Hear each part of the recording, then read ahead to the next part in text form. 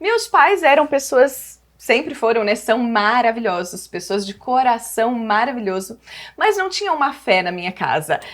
Sabe, esse pessoal que acredita em Deus, mas não frequentavam nenhuma igreja, não frequentavam nada, nenhuma religião.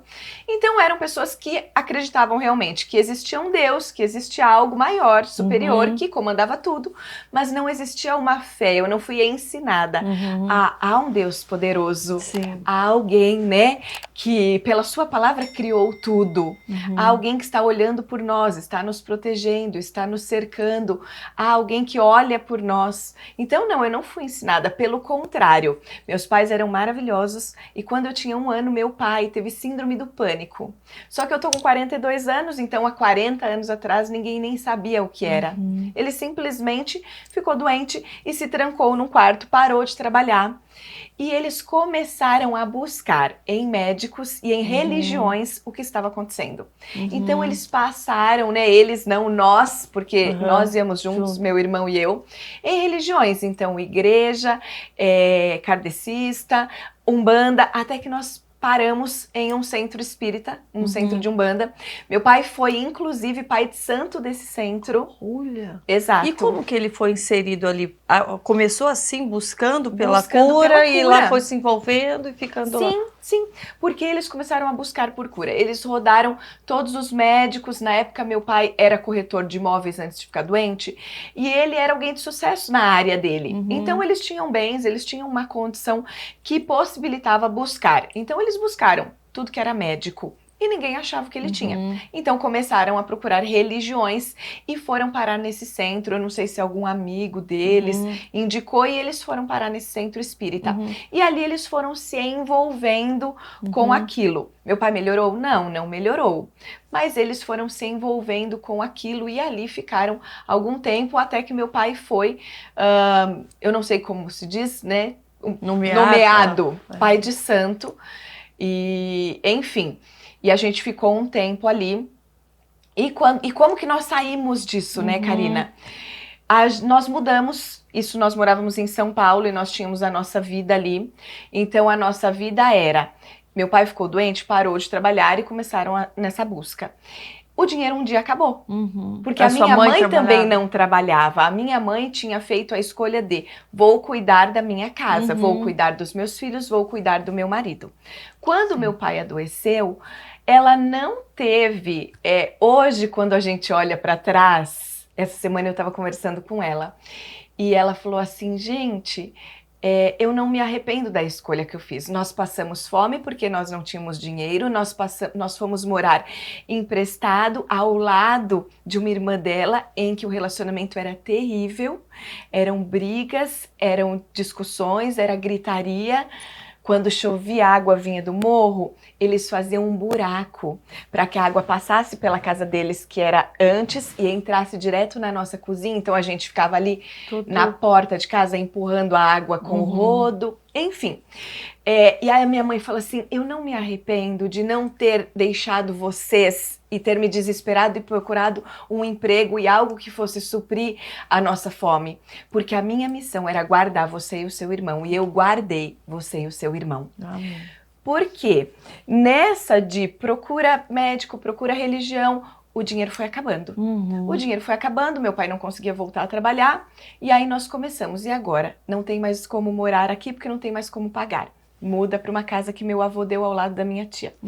Num bairro bem ruim, enfim, muito, muito ruim, como se fosse uma favela, digamos. Não era uma favela estruturada, mas era bem difícil ali. E a minha mãe não deixava a gente sair, eu era sempre muito calma. Meu irmão era, quero jogar futebol, quero brincar. Não, mas não vai pra rua. Não, mas eu quero ir brincar, tá todo mundo na rua. Não, mas vocês não vão se misturar. Vocês não vão se misturar. Ela tinha medo que... Ela tinha, e ela falava, não é porque vocês são melhores e eles são piores, não tem nada a ver com isso. Somos todos iguais, mas eu vou proteger vocês. Né? A gente tá falando de gente que é normal roubar, é normal matar, mas vocês não vão conviver com isso, não vão olhar isso de perto, isso não vai ser natural para vocês. Então ela escolheu ficar em casa, e nessa... O que acontecia, Karina? As pessoas tinham que ajudar. Então a minha infância foi vendo as pessoas entrando em casa, o meu avô entrando em casa, levando cesta básica. Tios, né, primos distantes da minha mãe que ficavam sabendo e chegavam e levavam comida pra gente. Até que um dia esse tio e essa tia que amavam a minha mãe, simplesmente falaram, a gente vai fazer o seguinte, nós temos uma família que mora numa casa nossa, eles pagam aluguel, nós vamos pedir essa casa de volta, eles se mudam e vocês mudam para essa casa. Num outro bairro, lá vocês vão estar melhor amparados e tal. E ela fez isso. Ela simplesmente, né, pediu para esses inquilinos saírem, colocou a gente num bairro, gente, que era um bairro de classe média alta. E aí a minha mãe conta que um dia ela foi juntando moedinha, um dia falou para ele, e hoje dá para você ir, pode ir, né? E aí ele disse que chegou na padaria e ele disse, mas você não falou que não gostava? Ah, mas eu resolvi aproveitar esse momento com vocês. Então, porque ela tinha juntado as moedinhas. E aí nessa a gente, enfim, foi um tempo bem difícil. Ali já foi se afastando da outra religião? Como que foi? Então, já foi se afastando. Por quê, Karina? A gente olha para trás e vê a mão de Deus, né? Deus foi cuidando. E aí nós mudamos para um outro bairro, só que um ano depois, o meu pai tinha sido corretor a vida toda. Meu pai começou a melhorar um pouco e tal. E aí um ano depois, esses mesmos tios viraram sócios numa construtora em Caraguatatuba. E simplesmente falaram, ei, vocês não querem mudar para lá? Ah, Miguel, meu pai chama Miguel, né? Miguel, você é da nossa confiança, você tá melhorando, você não quer ser nossos olhos lá, vai trabalhar na construtora conforme você consegue e tal. E aí, mais um apartamento deles, eles tinham um apartamento lá, nos alocaram lá, e aí meu pai simplesmente assumiu esse emprego e nós mudamos. Então, nós mudamos completamente a vida. Sim. Porque aí nós deixamos aquele centro, né, aquele lugar. E lá em Caraguá, nós não começamos a buscar nada. Então, às vezes ia numa igreja católica, às vezes ia em algum culto, mas nós não tínhamos nada específico, né? Nós vivíamos a vida assim, eu falo que nós vivíamos na força do braço, né? Exato. Que é como as pessoas vivem antes de conhecer Jesus.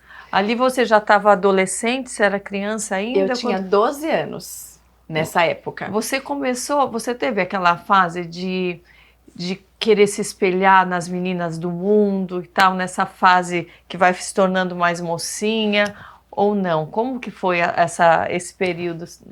Karina, eu era bem tranquila, mas nós éramos pessoas do mundo, né? Porque enquanto você não é de Jesus, tudo o que acontece ao seu redor é natural. Então eu era bem tranquila e a minha mãe continuava sendo a guardiã. Então, tipo, pode sair? Pode sair, mas eu levo e eu busco porque eu vejo onde eu vou te deixar, onde eu vou te pegar e eu vejo com quem você está. E meia-noite, esse era o horário. Então, né, eu, enfim, saía com as minhas amigas, com os meus amigos, mas era tudo muito regrado e tudo muito controlado. Sim. Mesmo, eu falo que a gente fala isso, a mão de Deus, gente, ela sempre esteve ali.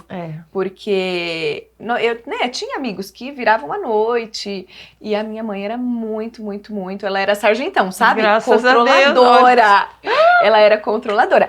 Porque com o meu pai desse jeito, ela assumiu tudo, entendeu? Sim. Ela não foi trabalhar, mas ela educou, ela cuidou, ela direcionou. E eu falo que é engraçado, outro dia eu falei, mãe, Deus viu graça em você, porque foi você que ele orientou para que você cuidasse de nós desse jeito, né? E não nos deixasse assim ser do mundo. Então eu tinha, né? Eu usava roupa curta às vezes, morava na praia e tal, mas eu nunca fui muito, eu sempre fui calma, Deus sempre guardou assim. E você tinha vontade de conhecer a Deus? Você, mesmo vivendo assim sem fé, você tinha... Ou era algo muito distante? Ele tá lá, criou o mundo, deixou aqui pra gente, agora a gente que se vira aqui, é isso? Era distante. Era algo assim, tipo, eu sei que existe, né, um Deus que criou todo o mundo e um Deus poderoso, mas não sei cadê, tá lá em cima e nós estamos aqui fazendo o que podemos para sobreviver. E literalmente nós fazíamos o que a gente conseguia para sobreviver. Depois que a gente mudou para Caraguá, meu pai continuou nesses altos e baixos. Então um dia ele estava empregado, daqui a pouco já não estava mais. Aí a construtora não foi para frente, meus tios saíram da sociedade. Então, conclusão, um dia ele estava empregado, outro dia ele já não estava mais empregado, né? Um dia nós tínhamos para comer, outro dia amigos traziam, né? Então, nós crescemos vendo isso, as pessoas entrando em casa e levando comida.